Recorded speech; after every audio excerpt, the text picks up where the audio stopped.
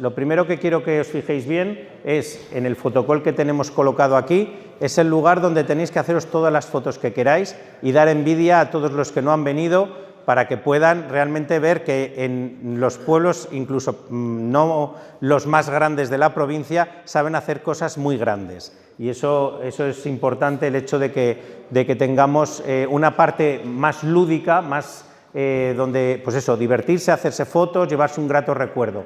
Pero tenemos dos partes expositivas muy importantes. En este caso tenemos una isleta central, que la vamos a ver, que tenemos aquí gigantesca, donde hay una gran diversidad de setas, que os las voy a explicar ahora, y tenemos luego en la parte de atrás de vosotros, si os venís y os dais la vuelta, pues vais a ver aquí una cantidad de vitrinas, de urnas y de paneles, donde hay una exposición que se llama Micohábitat.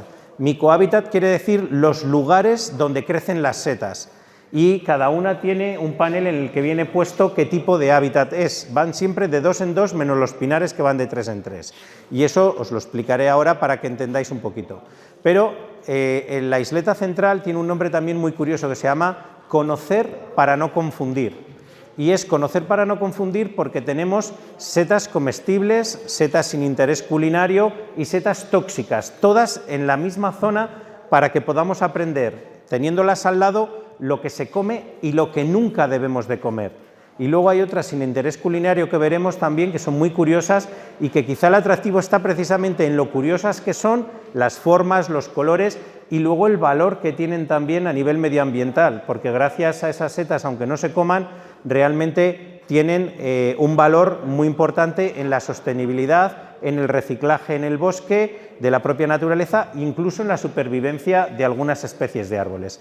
Yo lo que os voy a invitar es a que, aunque veáis todas las exposiciones, a que os entretengáis también un poco en ver las lonas que tenemos colgadas en la pared, porque son las buenas prácticas de recolección establecidas en Castilla y León. En Castilla y León hay un decreto de micología del año 2017 en el cual se establecen las normas más básicas, lo que está permitido de tamaño mínimo de setas para recolectar, cómo recolectar con cesta y no se puede ir con bolsas, determinadas buenas prácticas, si hay que cortar una seta o hay que arrancarla. Bueno, pues todo eso lo vais a poder encontrar en esa información, pero también debajo de esas lonas tenemos productos micológicos y complementos micológicos también, pues es interesante el que veáis que hay productos de la tierra, concretamente los embutidos y los quesos son de aquí, de Tierras Altas, de los pueblos de aquí de alrededor, donde hay 2 queserías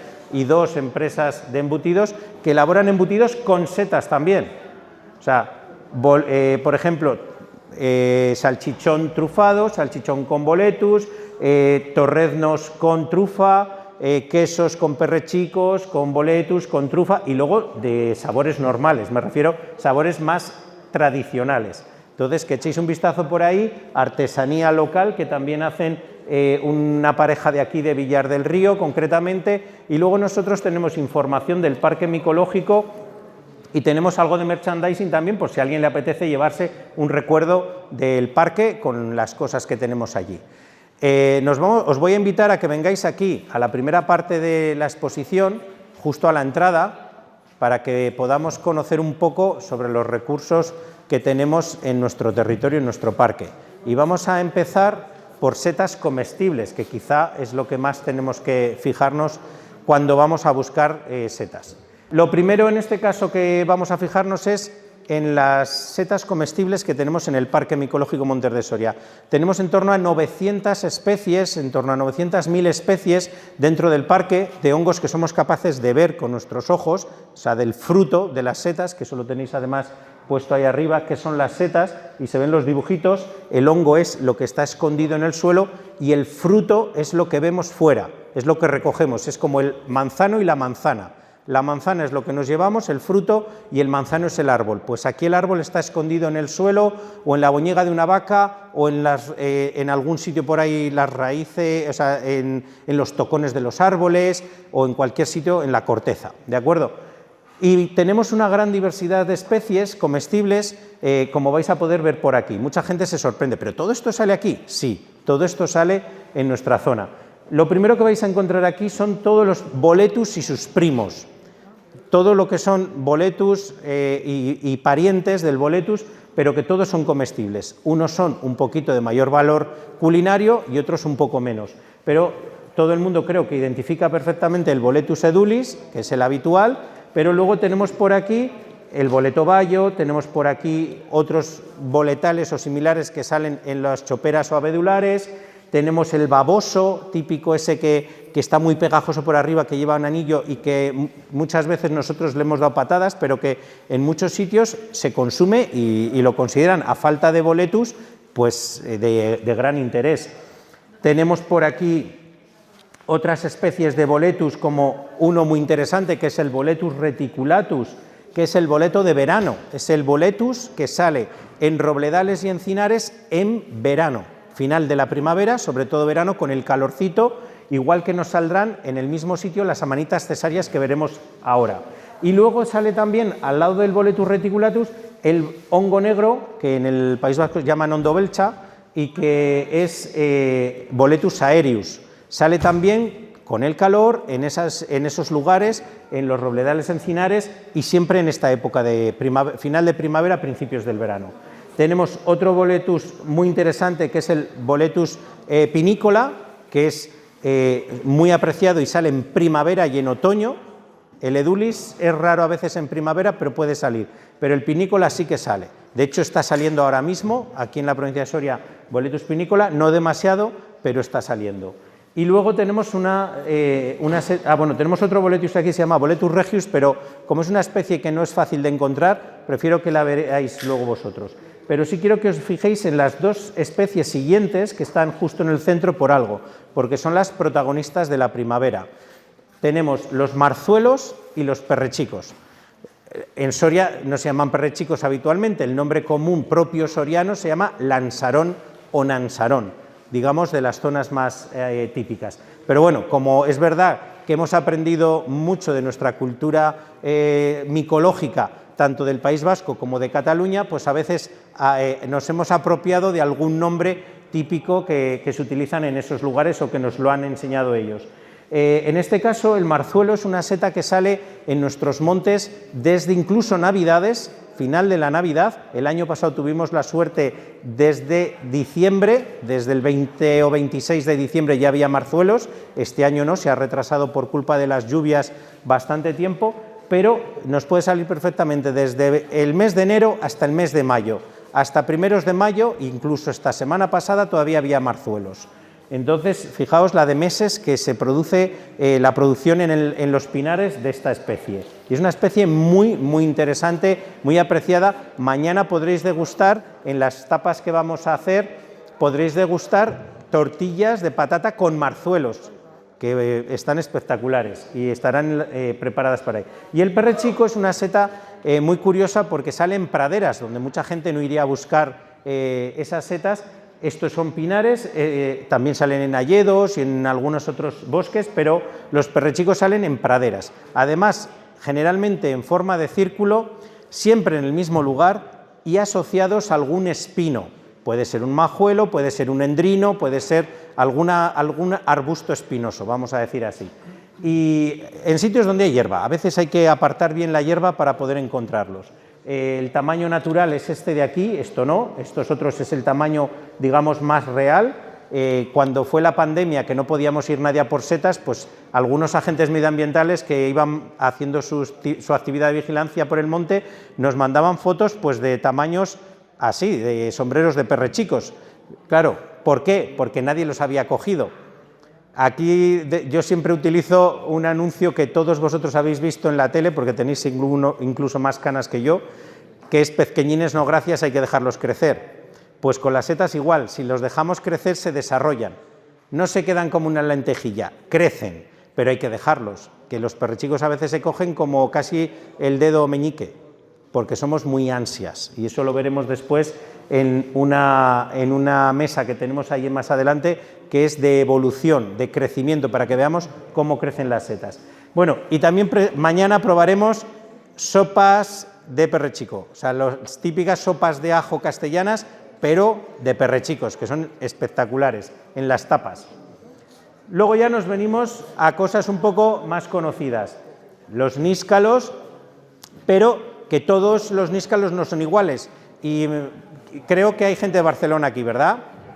Y a que en Barcelona le llamáis de varias maneras a lo que nosotros decimos níscalos para todo, porque está el pinetel, está también el esclatasang, me parece que es, o el esclatasang, y no son lo mismo, para nada. Y está el robelló, que tampoco es lo mismo. Entonces, a tres cosas diferentes, o sea, tres nombres diferentes para tres setas de tres especies distintas, y para los sorianos son todo níscalos, y son esta parte de aquí, pero estos también. Si os dais cuenta, son mucho más rojizos cuando los cortas. El látex que suelta, los níscalos se caracterizan por tener una leche de color naranja, pero en este que decimos el sanguíneo, el esclatasang, lo que tiene es una sangre, o sea, un látex de color sangre pura. Incluso hay uno que se llama Lactarius vinosus, porque el color es, pero color burdeos, granate absoluto, no es sangre, es burdeos. Con lo cual, bueno, pues hay diferentes especies de níscalos comestibles de un alto valor. Y curioso es que estos casi nadie los coge porque son como más feotes y sin embargo son mucho mejores gastronómicamente que los níscalos normales que cogemos la mayoría. Nos vamos a las amanitas. Aquí hay solo tres especies recogidas comestibles. Hablamos de la reina de las setas, que es la amanita cesárea, y luego hablamos de otras dos, amanita ponderosa, el gurumelo, que aquí no hay en Soria, pero en Castilla y León sí, sobre todo en la zona de Ávila y la zona de Salamanca, en esas dehesas, y en la zona sur de España sobre todo. Estamos hablando de Ciudad Real, hacia el sur, Andalucía, es una seta muy recolectada. Y luego estamos hablando de Amanita rubescens, que es una seta que rojea, se pone rojiza casi con el aire o cuando la tocas, y es curioso porque está ahora mismo en producción también. Lo único que hay que cocerla, obligatoriamente tiene que pasar por calor, porque si no es peligrosa. En cuanto la cueces ya directamente pasa a ser comestible sin problemas. Tenemos unas rúsulas muy curiosas también. Estas dos rúsulas que hablamos, estamos hablando de la gibelurdiña o gibelurdín, estamos hablando de la urrecha o carbonera. Son dos setas que salen también en robledales principalmente, y en esos robledales, en la época de primavera, vamos a encontrar unas rúsulas, que la gente las rúsulas pues no las coge porque son como los pimientos del Padrón, unas pican y otras no, y te da miedo porque pican mucho. Cuando pican, pican bien, y cuando no pican, pues bueno, te las puedes comer. Pero estas dos, junto con alguna otra más que existen, son excelentemente comestibles, son buenísimas. Una cosa muy curiosa es que cuando tú tocas por abajo las láminas, parece como si estuvieras tocando manteca, sebo. No se deshace, pero las tocas y al tocarlas son como untuosas, ¿de acuerdo? No se rompen además y crecen en esos robledales y tienen estos colores tan curiosos. Hablamos de champiñones y también vamos a encontrar una gran variedad de champiñones, y en este caso Balbino, que está por aquí, es un especialista de la zona, recolector de champiñones. El otro día me enseñó una foto de un Agaricus augustus como este, de 690 gramos, casi 700 gramos, un ejemplar. O sea, que era como este, que lo podíamos haber disecado, ¿verdad?, y haberlo puesto aquí, porque el tamaño era el mismo. Pero tenemos otras especies, el bola de nieve o el champiñón silvestre, que podemos encontrar, y además Tierras Altas es un sitio precioso para poder encontrar estos champiñones porque son muy de praderas y también en algunas zonas abiertas de pinar. Tenemos las macrolepiotas, que hay varias especies, en este caso la macrolepiota procera, que es el parasol, que es nuestra protagonista aquí, la gigantesca que tenemos ahí. Esta es comestible, es excepcional, hacer una base de pizza con ella es una pasada, incluso rebozada, de muchas formas la gente las ha cocinado y merece la pena porque la gente que la ha probado pues le gusta muchísimo. Tenemos las senderillas, otra protagonista ahora en primavera, pero en otoño también nos salen senderillas, praderas, corros de brujas en círculos o en hileras. En Burgos le llaman la seta de carrerilla, porque hace carrerillas, hace carreras, pero generalmente pues eso, hace círculos y bueno, pues tienes que agacharte y o las coges con la uña o con una tijera, pero no puedes ir con una navaja porque el pie es muy elástico y no las puedes cortar, es fibroso y elástico. es fibroso pero a la vez elástico, porque para saber que es la senderilla tienes que retorcer el pie y luego se da vueltas ella misma.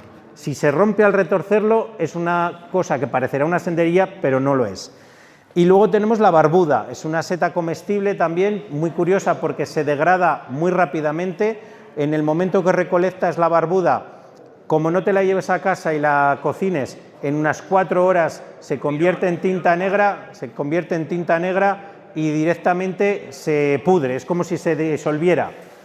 Luego tenemos las colmenillas, otra de las típicas de primavera y otoño, que también podemos encontrar sobre todo en bosques de ribera, vamos a encontrarlas en zonas, luego aparecen algunas especies en encinares y en otros tipos de bosques, pero digamos que los bonetes y las colmenillas las vamos a encontrar cerca de los ríos o de los arroyos y bueno, pues ahí vamos a poder recolectarlas. Siempre hay que llevar cuidado porque hay que cocerlas, hay que tirar el agua varias veces, incluso deshidratarlas y luego rehidratarlas y cocerlas. No se venden nunca en fresco, está prohibido por la legislación española comercializarlas en fresco para evitar precisamente esa toxina que tienen. Y aquí ahora llegamos a otras muy bonitas y muy curiosas por los colores y las formas que tienen. Todavía estamos en la sección de comestibles, para que veáis todo lo que podemos encontrar. Aquí arriba tenemos lo que llamamos las llanegas o mocosas, que los que habéis venido de Barcelona, os digo, viene gente de Barcelona exclusivamente a buscar estas en otoño y se vienen solo a por estas especies. Estamos hablando de las llanegas perfumada, del mocosín, que también le llaman, o mocosa. Es una seta que tiene un olor a almendras amargas, que es buenísimo, que se ha utilizado muchas veces incluso en lo dulce, pero acompañando a carnes de caza y a otros guisos, porque tiene un sabor, y las vamos a encontrar en encinares, en pinares, en diversos bosques, sobre todo bosques mixtos y encinar. Luego tenemos aquí abajo las trufas, que son también dos de las reinas que tenemos en nuestros bosques, pero que solo pueden recolectar los truficultores, porque son los que pueden ir con sus perros habilitados para buscarlas y sacarlas de manera segura para no dañar los árboles.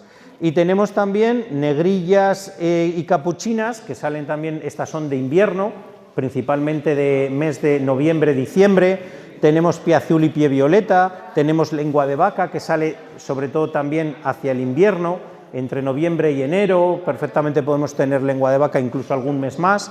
Tenemos las setas de cardo, las setas de chopo, aquí la seta de cardo por un lado y dos de chopo que nos suelen salir en los tocones de esos árboles. Tenemos aquí una muy curiosa que se llama melena de león, que es medicinal, que también aparece en los tocones y que es comestible. Hay que llevar cuidado porque no debemos de recolectarla nosotros, porque muchas veces hacemos daño al árbol a la hora de retirarlas. Esas especies, pues bueno, cuanto menos las toquemos y quien sepa de verdad usarlas y manipularlas, pues que se las lleve, porque no se trata de coger las setas y te dicen es medicinal y ya me meto medio kilo de seta porque me va a curar. No, estas cosas tienen que ser tratadas de una manera seria, porque las setas hay un principio fundamental: todas son comestibles, al menos una vez, pero algunas solo una vez. Entonces, eso pasaremos ahora a verlas, las que solo te las podrás probar una vez, porque luego o vas al hoyo o vas al hospital. Y luego tenemos aquí abajo los cantarellus, todos los que son trompetillas, cantarellus que se llaman, que estamos hablando de trompeta de los muertos o trompeta negra, estamos hablando de angula de monte, que hay dos especies, el Cantarellus lutescens y el Cantarellus tubiformis, y luego estamos hablando también, bueno, ahora les han cambiado el nombre y en vez de Cantarellus ahora son Craterellus, pero da igual, vamos a usar lo que la gente suele utilizar como nombre. Y luego tenemos los rebozuelos, que son también todos trompetillas, unas son más amarillas, otras amarillas marrón y otras negras, y que podemos recolectar también en nuestros bosques. Hemos hablado de las setas comestibles, que habéis visto una gran variedad y diversidad, y nos vamos a venir a ver las que casi tendríamos que sabernos únicamente, porque sabiendo las que vamos a ver ahora no hay problema, porque si conocemos las tóxicas, todo lo demás podemos comerlo con cierta seguridad. ¿Qué pasa?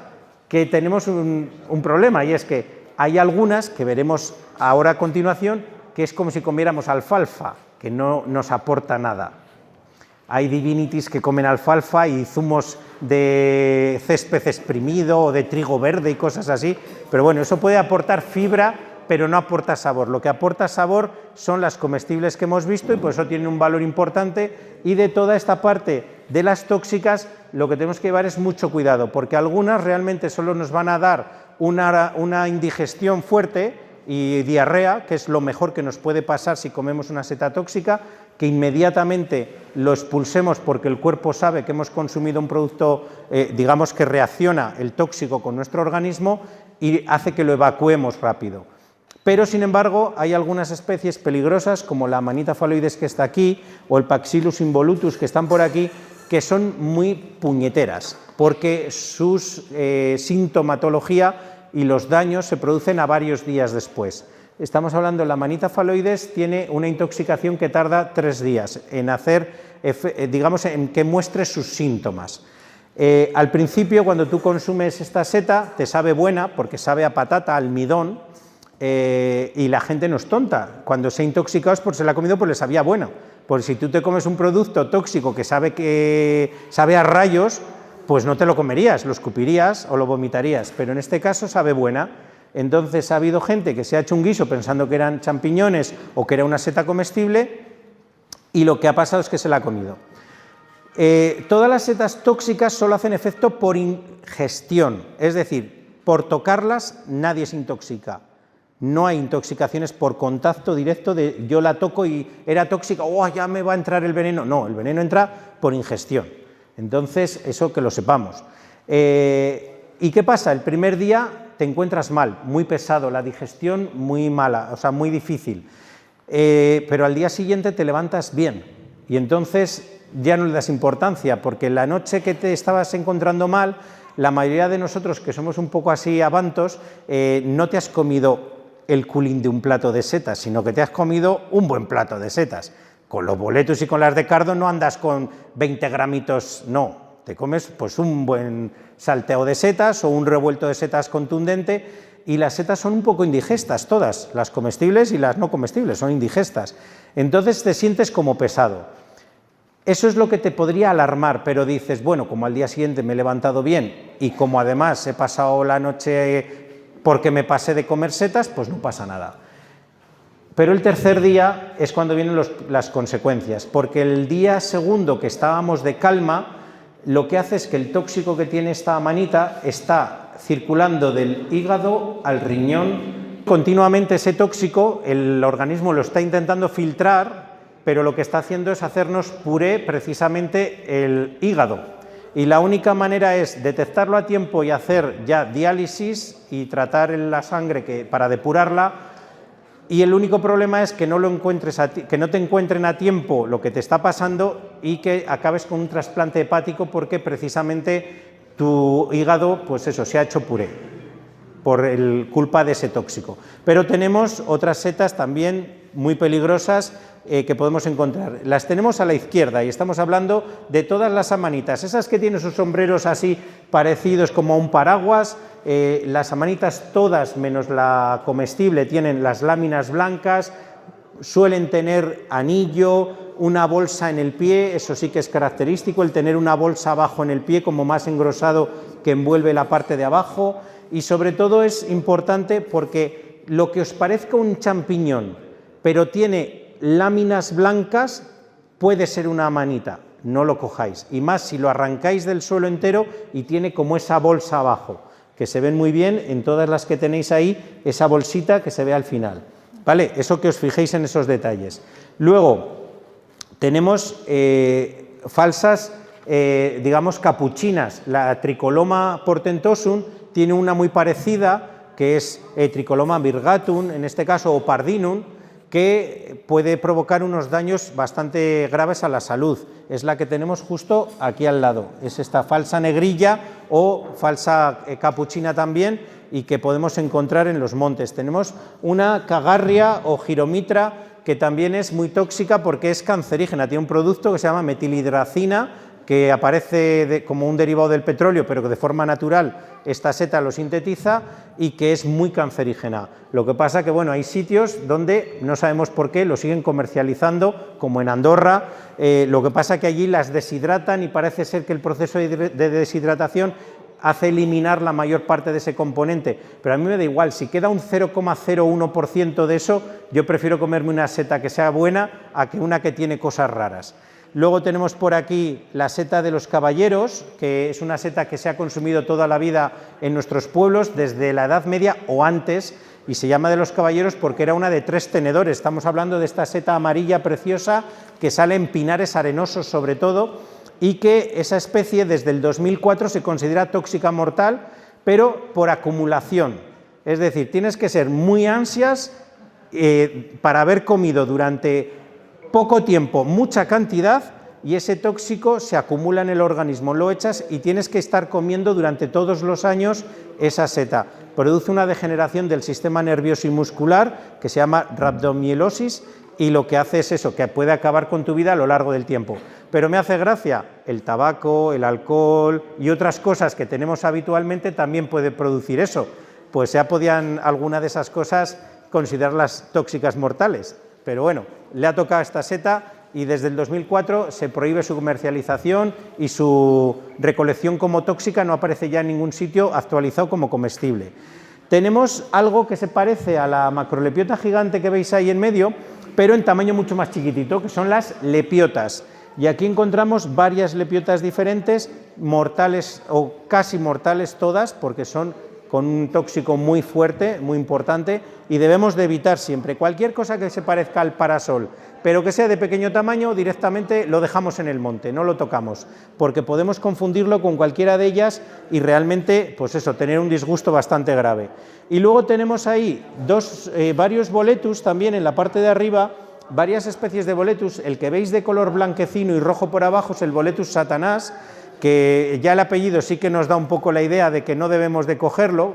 El boletus satanás también produce una intoxicación alimentaria importante, sobre todo gastrointestinal más que otra cosa, y crece también en robledales y encinares, pero sobre todo en época de calor, primavera, verano sobre todo. Puede alargar un poquito a lo mejor si el inicio del otoño, el final de verano es caluroso, pero también le encanta, como a las amanitas cesáreas y a los boletus aéreos y estivalis, les encanta esa época.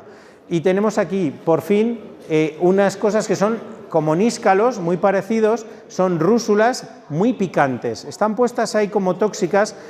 Realmente lo que es, alguien se ha comido un jalapeño fuerte y o ha comido mucho picante en una comida y no está muy adaptado a la comida picante, lo que tienes es pues la verdad que la comida no te sabe muy buena, más que nada porque pasas un rato con tu estómago con una digestión muy pesada o incluso molesta. Pues ocurre lo mismo con estas setas, tienen un sabor muy acre, que es una especie de picante, pero no es el picante que conocemos habitual. Y claro, en las setas no sabemos ni la cantidad de picante ni la proporción de agua que lleva esa seta y por lo tanto no sabemos cuánta sustancia picante nos va a aportar en la comida.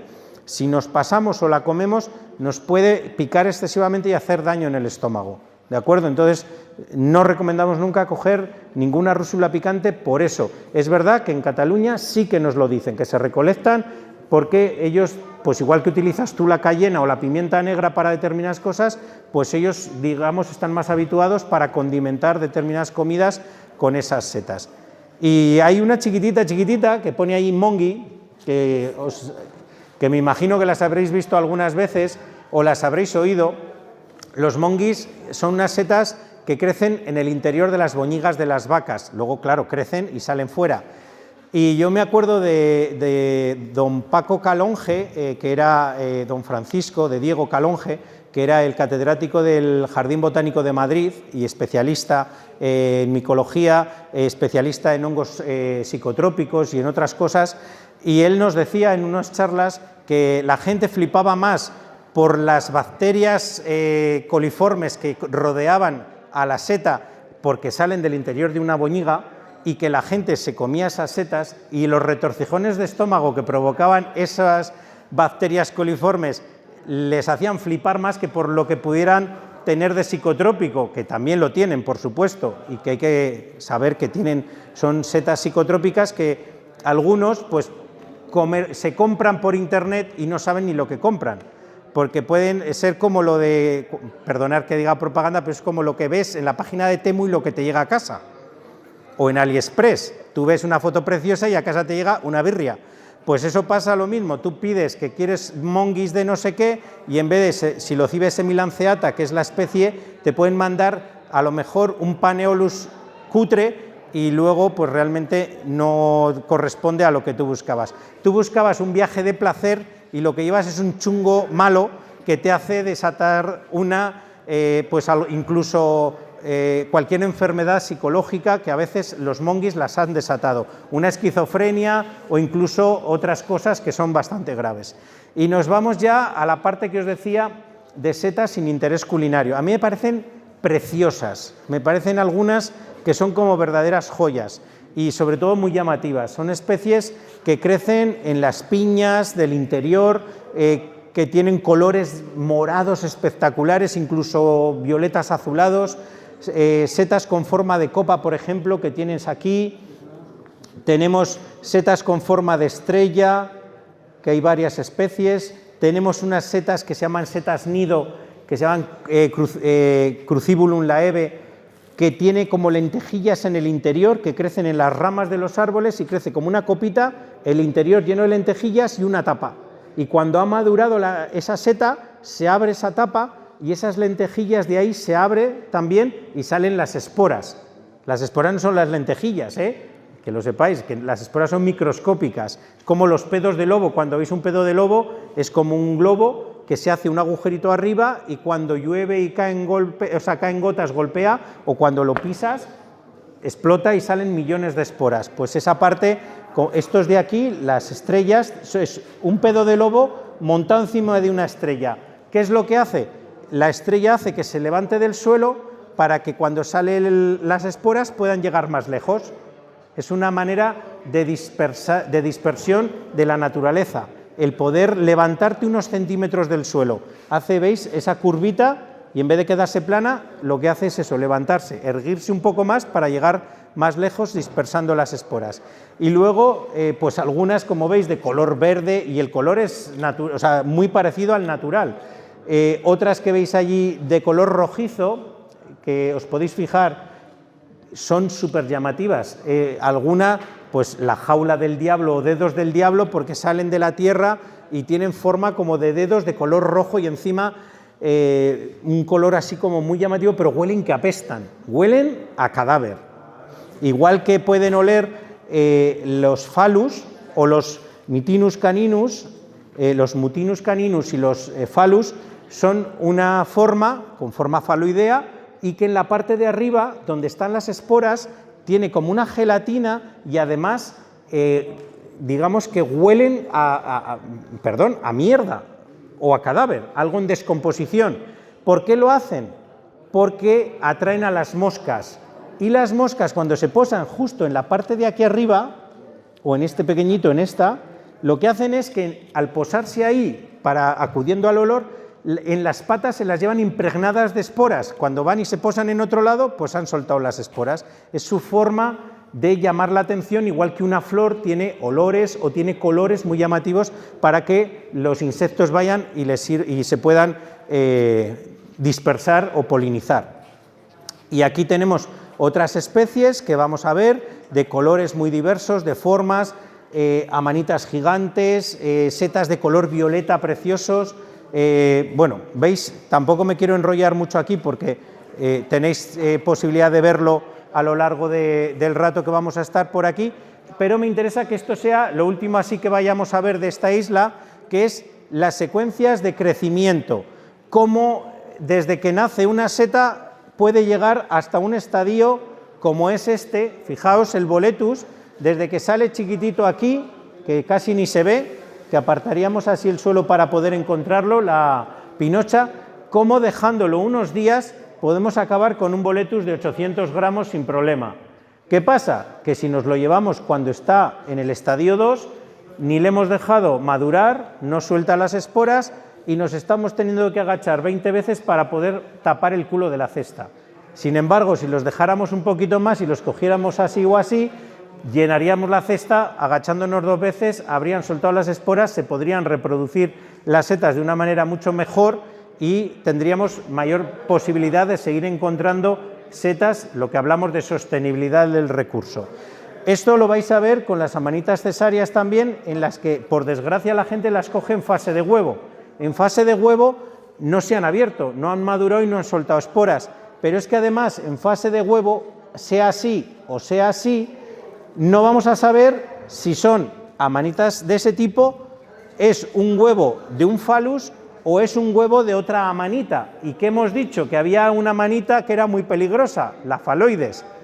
Y la amanita faloides empieza exactamente como la amanita cesárea, en huevo cerrado, y como está todavía sin madurar, apenas se ve el color naranja de la cutícula.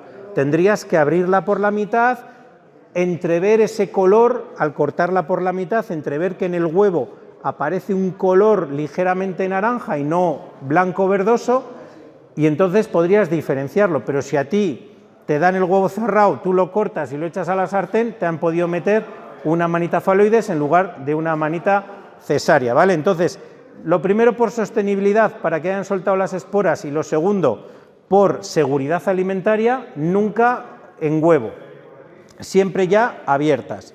Y ya pues hemos dado la vuelta completa. Explicaros nada más la parte que hemos visto aquí de la exposición Micohabitat, que es lo que quiero que os deis una vuelta luego tranquilamente, y en esta exposición vamos hacia esta dirección.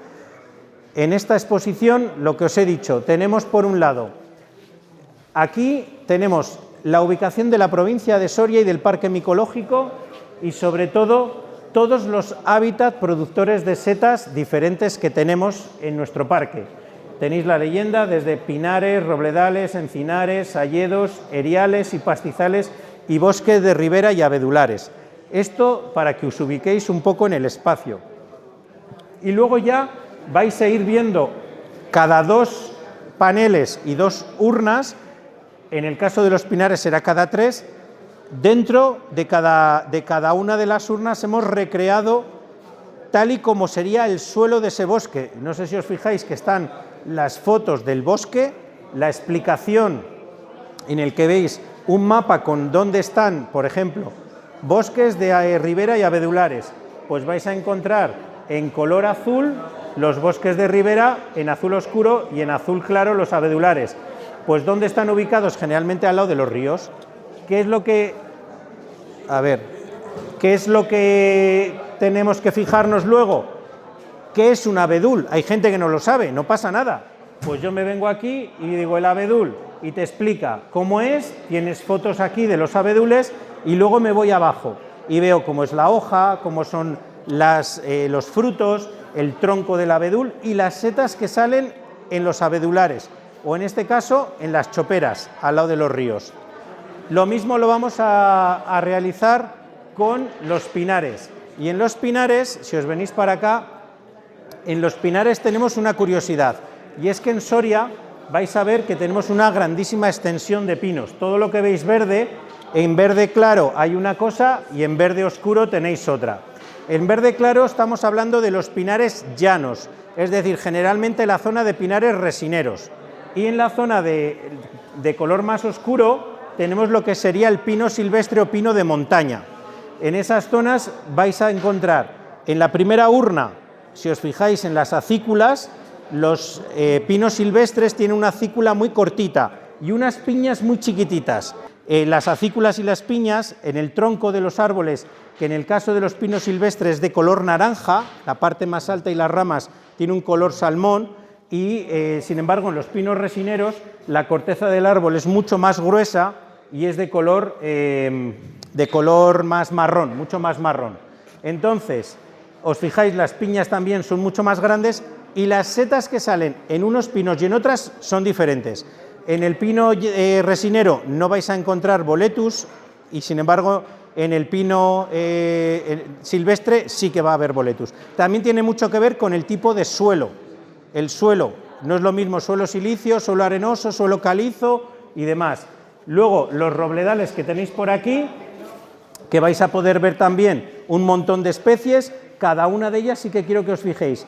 El letrero viene en su nombre en latín, pero en el letrero viene las de color negro no tienen interés culinario, las de color verde tienen son comestibles y las que tienen el letrero con las letras rojas son tóxicas. Es un poco el semáforo que conocemos todos. Letras rojas tóxicas, letras verdes comestibles y letras negras sin interés.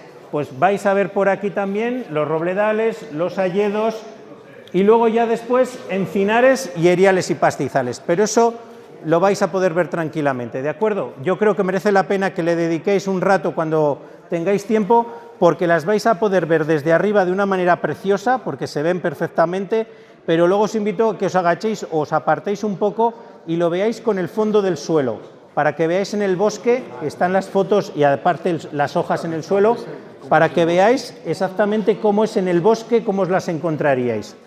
Y en principio, pues con esto queda inaugurada esta 5ª edición de la Feria Micológica de Tierras Altas.